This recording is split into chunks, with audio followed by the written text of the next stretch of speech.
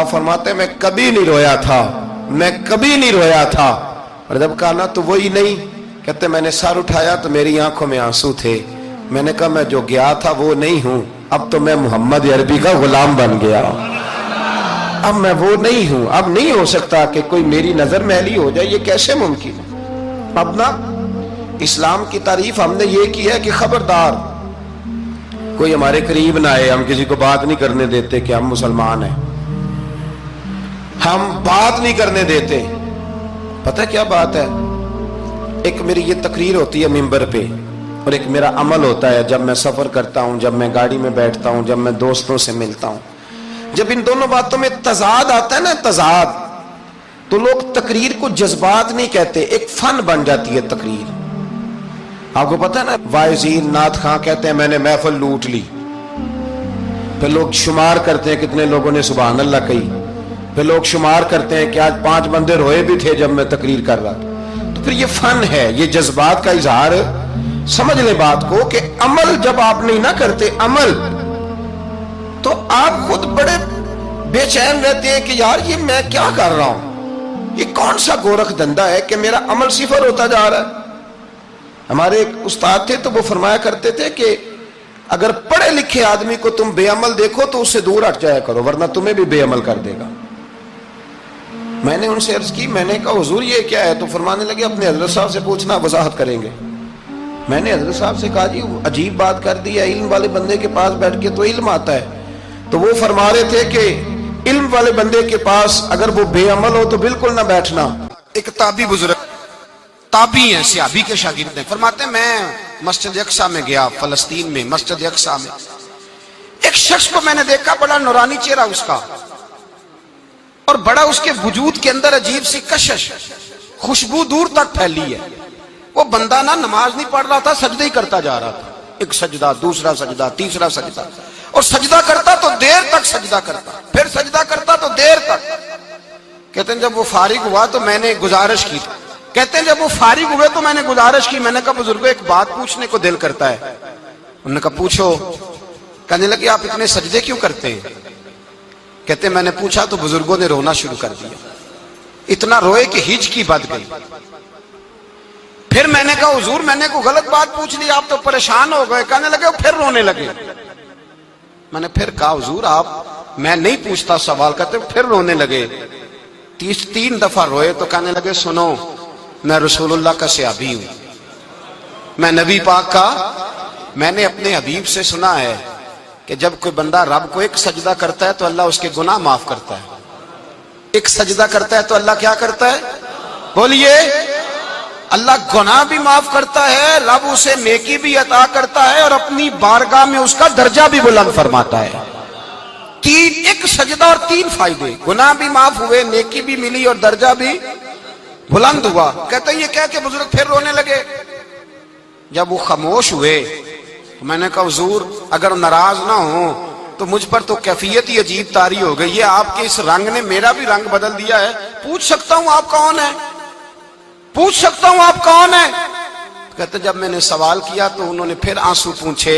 کہنے لگے میں رسول اللہ کا نوکر ابو ذر غفاری ہوں، میں ابو ذر غفاری ہوں، میں اپنی زندگی سجدے میں بتانا چاہتا ہوں، میں وقت اللہ کے حضور سجدہ کر.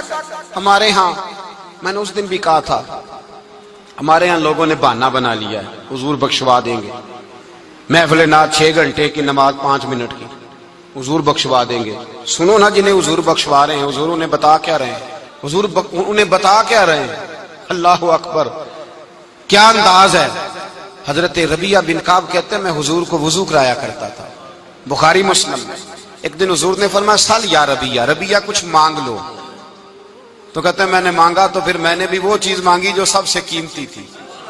میں نے کہا حضور جنت میں وہ والا مکان چاہیے جس کی دیوار کے دوسری جانب آپ کا حجرہ انور ہو، جس کی دوسری سائڈ پہ آپ کا گھر ہو، تو اڈی میری کاند سانجی ہو گئی، وہ والا مکان چاہیے. تو نبی پاک نے فرمایا جا تجھے دیا، جا تجھے، بولیے جا تجھے، کمال ہو گئی، جا تجھے دیا. کون دیتا ہے؟ دینے کو منہ چاہیے، دینے والا ہے سچا ہمارا، میں جا تجھے دیا. ایک میری بات یاد رکھنا، حضور کیا فرمایا؟ اپنی زندگی میں سجدے زیادہ کرنا. کیا زیادہ کرنا؟ چلو سارے بولے ایک دفعہ، کیا کرا؟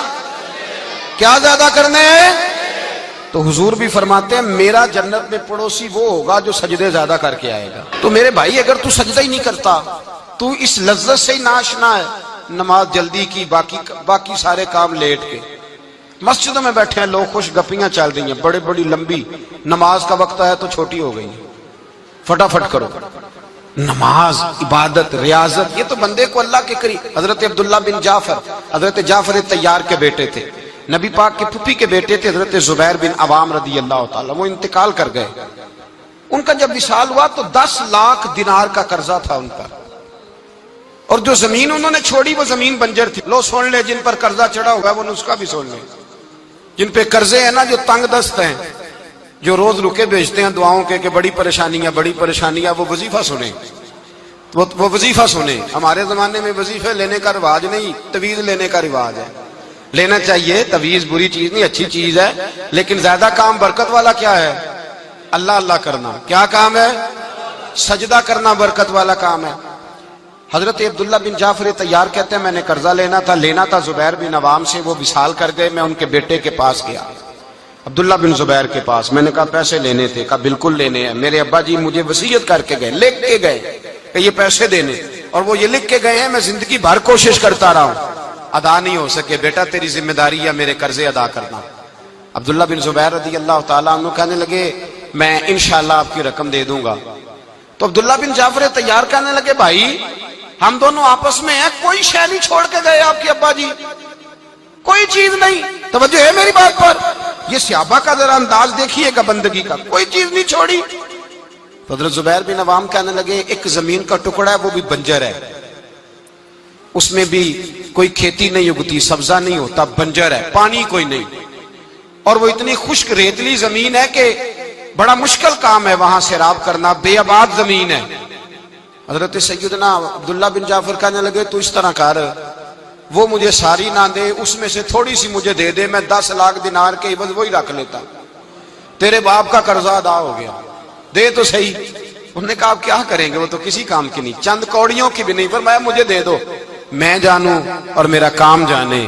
او بھائی یہ تھے بندگی والے لوگ، یہ تھے جن کا رب سے رشتہ ہے، جنہوں نے حضور کے صلی اللہ علیہ وسلم کے پاس بیٹھ کر بندگی سیکھی تھی۔ کہتے زمین کا ٹکڑا لے لیا، بنجر بے آباد ریتلی زمین، جب میرے حصے میں آئی پہلے دن اپنے غلام سے کہنے لگے جو جگہ تجھے زیادہ سخت لگتی ہے نا وہاں میرا مصلی بچھا دے، جو تجھے زیادہ بنجر بے آباد لگتی ہے وہاں مصلی بچھا۔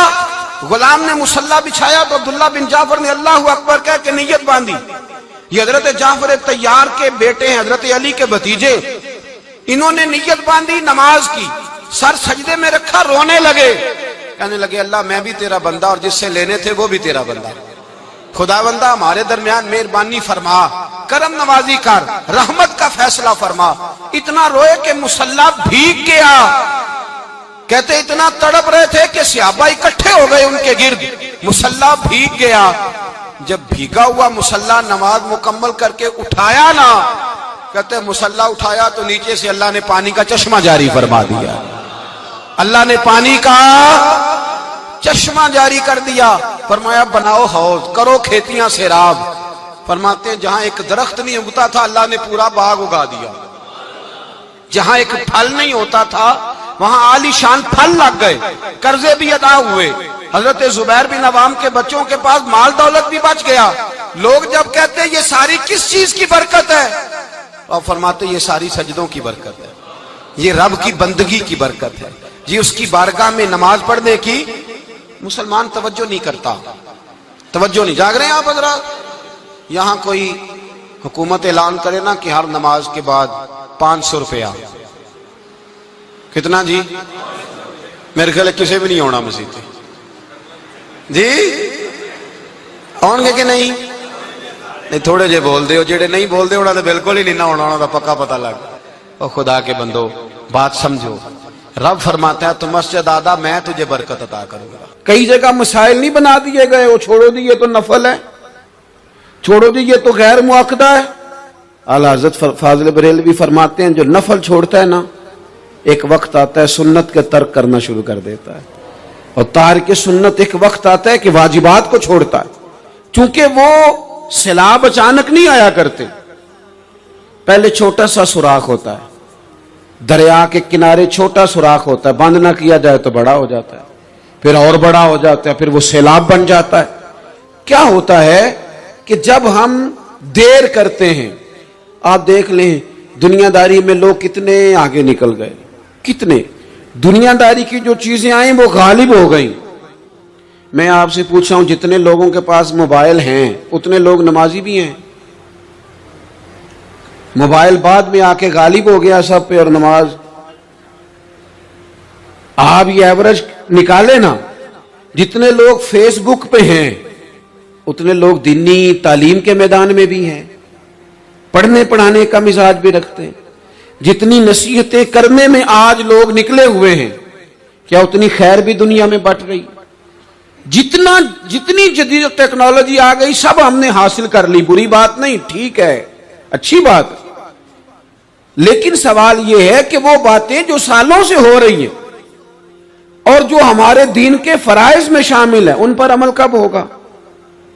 اور میں یہ بہت سارے لوگ ہیں نا دعوت دیتے ہیں کہ آپ تشریف لائیں، اس جگہ پہ آ کے کچھ بات کریں، تو میں دوستوں سے کہتا ہوں تقریریں تو اب بڑی سن لی لوگوں نے، تو زمانہ ہو گیا تقریریں کرتے سنتے، سوال تو یہ ہے کہ جو سنا ہے اس پر عمل کس دن کرنا ہے؟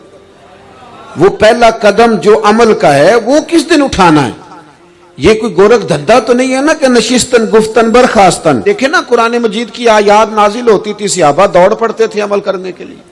لن تنالوا البر حتى تنفقوا مما تحبون، تم بھلائی کو نہیں پہنچو گے جب تک اپنی پیاری چیز خرچ نہ کرو۔ تو یہ آیت ہم نے بھی سنی ہوئی ہے، میں آپ سے ہاتھ نہیں اٹھواتا، آپ خود اپنے آپ سے پوچھیں، میں اپنے آپ سے پوچھتا ہوں کب پیاری چیز لا کے خرچ کی ہم نے اللہ کے راستے میں؟ لیکن جب نازل ہوئی تھی تو عبداللہ ابن عمر کو گھوڑا پیارا تھا، انہوں نے فوراً لا کے پیش کر دیا تھا۔ حضرت ابو طلحہ انصاری کو باغ پیارا تھا، انہوں نے فوراً لا کے حضور کی بارگاہ میں پیش کر دیا تھا۔ ہم کب یہ کام کریں گے؟ ہم سن رہے ہیں، ہمیں آتی ہے، ہم آگے بڑھا رہے ہیں، لیکن جلدی سے صحابہ کا یہ مزاج تھا کہ جیسے ہی ان تک خیر پہنچی انہوں نے عمل کر کے دکھایا، جیسے نصیحت ملی اس نصیحت پر وہ عامل ہو گئے۔ امام جعفر صادق رضی اللہ تعالیٰ عنہ سے ایک شخص نے پوچھا، حضور میں دین کی خدمت کرنا چاہتا ہوں، تبلیغ کرنا چاہتا ہوں، کوئی طریقہ بتائیں۔ بہت سارے لوگ ہیں آج کل جو یہ چاہتے ہیں، کہا جناب مجھے نہ کوئی آپ نسخہ بتائیں، کوئی سلیقہ بتائیں، میں دین کا کام کرنا چاہتا ہوں، دعوت خیر دینا چاہتا ہوں، کوئی طریقہ بتائیں۔ تو سیدنا امام جعفر صادق رضی اللہ تعالیٰ عنہ فرمانے لگے، آسان طریقہ ہے، اور بغیر کسی فلسفے کے، بغیر کسی الجھی ہوئی گتھی کے سلجھی ہوئی بات ہے، بالکل طے۔ تو دین کی تبلیغ کرنا چاہتا ہے؟ اس نے کہا ہاں۔ تو فرمانے لگے بڑا آسان نسخہ ہے، اگر تو دین پھیلانا چاہتا ہے، تبلیغ کرنا چاہتا ہے، تو دین پر عمل کرنا شروع کر دے۔ عمل کے بڑے اثرات ہوتے ہیں۔ عمل، حضرت باجید بستامی فرمایا کرتے تھے، جس نے ہماری خاموشی سے کچھ نہیں سیکھا وہ ہماری تقریر سے کیا سیکھے گا۔ یہ جو عمل ہوتا ہے یہ اتنی بڑی خاموش تبلیغ ہے، اتنی بڑی۔ امام جعفر صادق فرمانے لگے تو عمل کر، وہ تیرا عمل کرنا۔ آپ پڑھیں گھر میں نماز، آپ کے بچوں کو شوق ہو جائے گا، آپ کھولیں گھر میں قرآن مجید، آپ کے بچوں کا دل لگ جائے گا۔ آپ بیٹھے تسبیح لے کے کہ آج میں نے آدھا گھنٹہ محبوب کی بارگاہ میں درود و سلام عرض کرنا ہے، بچوں کی طبیعت لگ جائے گی۔ عمل جو ہوتا ہے اس کا فیض بٹتا ہے، نیکی میں آگے بڑھنے کی جد و جہد، کوشش کرنا کہ میں ذرا خیر کے کام میں آگے نکلوں۔ کیا کہا حضرت عمر نے؟ کبھی ہم سنتے ہیں باتیں، کبھی اس کی گہرائی میں اترو نا۔ سیدنا فاروق اعظم فرماتے ہیں میری ساری عمر دوڑ لگی رہی کہ میں ابو بکر صدیق سے نیکیوں میں آگے نکل جاؤں۔ ساری زندگی میری دوڑ رہی، جد و جہد رہی کہ میں ابو بکر صدیق سے آگے۔ 2.5% زکوٰۃ ہے، عمر کہتے ہیں میں 50% لے کے آیا تھا، لیکن میں 50% پہ پہنچا تھا تو ابو بکر 100% پہ پہنچ گئے تھے، وہ سارا ہی لے آئے تھے۔ میری دوڑ رہی، یہاں بھی دوڑ ہے، میری عزت کرو، मेरे आने पे खड़े हो जाओ, माज़अल्लाह मेरा इकराम करो, मैं फलां साहब होता हूं, कबीले में, बरादरी में, सोसाइटी में, समाज में ये नाम रखता हूं, मैं फलां सियासी, समाजी, फलाई, रफाई तारुफ रखता हूं, मेरा फलां फलां मामला है। ये इस मिजाज में दौड़ लग गई, इस तबीयत की दौड़ लग गई। मुझे भी माना जाए, मुझे भी गिना जाए, मुझे भी शुमार किया जाए, मेरा भी नाम हो जाए, मुझे भी अगलों में रखा जाए, कुर्ब वालों में मेरा भी तज़किरा किया जाए। जो दौड़ हमें बताई और सिखाई गई थी, उस दौड़ में हम शरीक क्यों नहीं होते? उसमें आगे क्यों नहीं निकलते? वो जो हमें फरमाया गया था कि तुम्हें पता चल जाए पहली सफ का सवाब कितना है, तो तुम कुरान अंदाजी करो। तो ये कुरान अंदाजी किस दिन होनी है? ये वाली कुरान अंदाजी किस दिन होनी है? लेकिन वो कुरान अंदाजियां तो हो रही हैं उम्रे के टिकट की, इतने उम्रे के टिकट, इतने उम्रे के, अच्छी बात है, उसकी भी कोई मुखालफत नहीं। लेकिन जो काम जिसमें आगे बढ़ना था, जिसमें जद्दोजहद करनी थी, जिसमें दौड़ना था, जिसमें काविश करनी थी, उसमें तो हम पीछे हैं। जिंदगी इतनी तेजी से गुजर रही है, आप यकीन करें, पीछे पलट के देखते हैं तो पता ही नहीं चलता कितने साल बीत गए।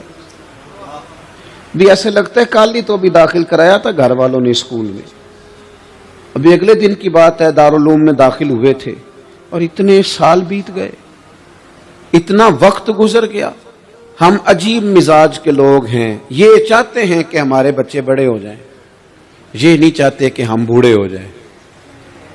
देखें, अगर बच्चे बड़े होंगे तो लाजमी नतीजा है कि उनके बड़े, लेकिन हम दोनों बातों में अपना मिजाज रखते हैं। बच्चे भी बड़े चाहिए हमें और हम खुद भी अपने आप को बूढ़ा तस्लीम करने को तैयार है। माशाल्लाह जी मेरा बेटा जवान हो गया, तो जनाब आप क्या हो गए? अब आप भी तो बताएं ना, आप कहां पहुंच गए? वो क्या दौर था जब कहते थे मेरे बेटे को मेरा जूता पूरा आने लगा है। जैसे जैसे बच्चे बड़े होते थे, वालिदैन के लहजे में ठहराव आता था, उनकी 5 नमाजों के साथ तहज्जुद भी शुरू होती थी, इशराक और चाश्त भी शुरू होती थी। वो चाहते थे कि हमारे बच्चे हमें ज्यादा से ज्यादा खैर करता देखें। वो अपने लफ्जों पर, जुमलों पर, जुबानों पर, अंदाज पर कंट्रोल करते थे। मियां बीवी एक दूसरे से कहते थे अब लड़ना नहीं है, बच्चे असर कबूल करते हैं, बड़े हो गए, अब हमें माहौल और तरह का बनाना है। कब आगे निकलेंगे नेकियों में? कब हम जद्दोजहद करेंगे? कब हम ये वाला काम करेंगे कि नहीं अब मुझे संवर जाना चाहिए, नहीं अब मेरे अंदर मुस्बत तब्दीली आनी चाहिए, नहीं अब मिजाज में हिल्म, बुर्दबारी, वकार, वजादारी, ये चीजें मुझे पैदा करनी चाहिए। कब बचपना खत्म होगा? वो किसी दरवेश ने कहा था ना कि मैंने 22 साल के बूढ़े देखे और मैंने 65 साल के बच्चे देखे। कहा जनाब क्या माना? कहने लगे माना यह है कि बुजुर्गी समझ के साथ होती है, उम्र के साथ थोड़ी होती है। वो तो समझ के साथ है, जिस दौर में समझ आ गई, शऊर आ गया, समझ गए बात को। वरना बाज लोग माजरत के साथ बाज लोग सारी जिंदगी समझदार होने को तैयार ही नहीं है। वो कुछ ऐसी बातें करते हैं जो उनके मनसब से मैच ही नहीं करती, उनके स्टेटस के साथ वो अटैच नहीं होती। भाई ये बात आपको नहीं करनी चाहिए थी, आपका मेयार ये नहीं था, मेयार बुलंद है आपका, आप अपने स्टेटस के हिसाब से बात करेंगे। तो मेरे अजीज आगे बढ़ा जाए। अब तो कई हमारे क्लास फेलो चले गए, कई साथ रहने वाले चले गए, कईयों को हम देखते हैं वो कहते हैं यार महीनों हो गए चारपाई पे पड़े, मुलाकातें अधूरी रह गई हैं, कई बातें जरूरी रह गई हैं, कई लोग रुखसत हो गए, तो क्या हम कब किस वक्त हम इबरत पकड़ेंगे? बस चुप करके जनाजा पढ़ के आ गए कि सिर्फ इसी का होना था, कब्र पे फातिहा पढ़ के आ गए कि सिर्फ इसी को दफन होना था, किसी की कुलखानी में चेलों में शिरकत करके आ गए, किसी की होनी थी मेरी होनी नहीं है। अपने आमाल में पुख्तगी लाई जाए, आगे बढ़ा जाए। हजरत जाबिर इब्ने अब्दुल्लाह रदी अल्लाह तआला अन्हु फरमाते मैंने मैदान ओहद में एक सहाबी को देखा, खजूर खा रहे थे। कितना टाइम लगता है खजूर खाने में? गोश्त की भरी हुई प्लेट नहीं थी उनके सामने कि सारी खाली होने में देर लगेगी। खजूर खा रहे थे, बुखारी शरीफ है। और खजूर खाते खाते करीम महबूब अलैहिस्सलाम की आली मर्तबत बारगाह में अर्ज गुजार हुए, या रसूलल्लाह अगर आज मैं शहीद हो जाऊं तो कहां जाऊंगा? तो हुजूर ने फरमाया जन्नत में। حضرت جابر ابن عبداللہ فرماتے ہیں وہ بات انہوں نے سنی تو وہ جو کھجور کھا رہے تھے وہ باقی کی منہ سے نکال دی. کیا مانا؟ کہیں کھجور کھاتے کھاتے دیر نہ ہو جائے، کہیں دیر نہ ہو جائے. وہ کھجور نکال دی اور میدان میں اترے اور وہ لڑے اور انہوں نے جد و جہد کی اور وہ اسلام کا نام لے کر ڈٹ گئے، رسول اللہ صلی اللہ تعالی علیہ وسلم کے پیغام پر کھڑے ہو گئے. اللہ نے انہیں شہادت عطا کر دی. انہوں نے کھجور کھانے کا وقت بھی انتظار نہیں کیا کہ کہیں لیٹ نہ ہو جائے. کیا معنی ہے؟ کھجور کھانے سے پہلے پہلے اللہ نے انہیں جنت عطا فرما دی. او ہو، ہمارا تو جناب وہ میرا پروگرام بن گیا، بس میں حج کر رہا ہوں، پھر اس کے بعد میں نے ولی اللہ ہو جانا. بھائی یہ بچوں کی شادی ہو جائے، تھوڑے سے کام ہے، میں پھر مسجد میں ہی ہوں. بھائی دلی تو بڑی دور ہے، دلی دور است. یہ آپ جو باتیں سنا رہے ہیں یہ تو لمبی ساری بات ہے. یہ تو کام شروع کر دینا چاہیے تھا، اس پر تو عمل شروع کر دینا. روکا کس نے؟ آپ بچوں کے بیاہ بھی کریں لیکن ساتھ حضور کی بارگاہ میں درود و سلام بھی پیش کریں. آپ ڈیوٹی پہ بھی جائیں، رزق حلال بھی کمائیں، پر اگر رب توفیق دینا تو سویرے اٹھ کے ایک سپارہ قرآن مجید کا تلاوت بھی فرمائیں. اپنے آپ کو آراستہ پیراستہ کریں، نیکیوں کے ساتھ جد و جہد کریں.